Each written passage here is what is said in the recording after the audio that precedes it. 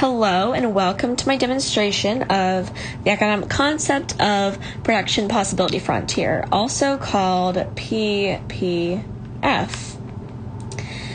And to put it simply, the production possibility frontier, it's a model we use to show the maximum possible output combinations of two goods, services, or actions that an economy can achieve when all of its resources are being fully used and effectively used. And so we have two different graphs here with two different opportunity costs. An opportunity cost is just basically what you lose when you gain something else. So we have two different kinds of opportunity costs. We have a constant opportunity cost, which is pretty self-explanatory. No matter what you do, the opportunity cost stays the same. It does not change. And an increasing opportunity cost. An increasing opportunity cost is a little bit different, and that when you increase the production of one good on this kind of graph, the opportunity cost of the other one also increases. So basically, as you increase the production of one good, you're unable to do the other good more and more. And so on this constant opportunity cost, we are comparing on the y-axis time at school and time asleep on the x-axis. And we have three different points on here. I did B in green because that is our ideal point. B is on the line, on the straight constant line.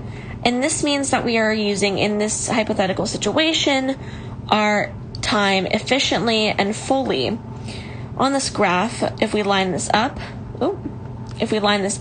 we are at school for 2 hours and we are also sleeping for 2 hours.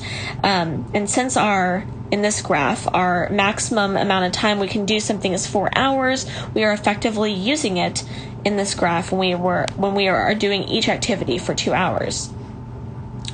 But if you move it, for example, here where we are at school for 3 hours and asleep for 1, this would also be an acceptable answer since we are still at doing some kind of activity for a total of 4 hours. A is in red because it is not what we want to do.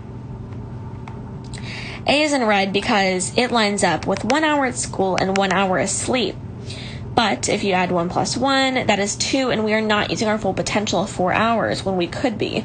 So that, when it's on this side of the line, we are underactive, and we are not using everything to the full potential. On the line is great, this way, not so great. On the other hand, C is our impossible line because it is lined up with 2 hours at school and 4 hours at sleep. 2 plus 4 is 6, and we do not have 6 hours. We have 4 hours to do activities, which would make it impossible. However, if we were to gain some extra hours to do stuff, and our line would look something like this and would be on the line, that would be acceptable. But the general rule is when you have a line on this side, not possible. On this side, not using full potential. We want to be on this line. On the increasing opportunity cost, we have cars and pizza, and it's very simple. It says as we make one pizza, we lose this chance to make a car. As we make 2 pizzas, we lose this much chance to have a car. As we make 3 pizzas and 4 pizzas and so on, we lose the opportunity to make a car, making this graph.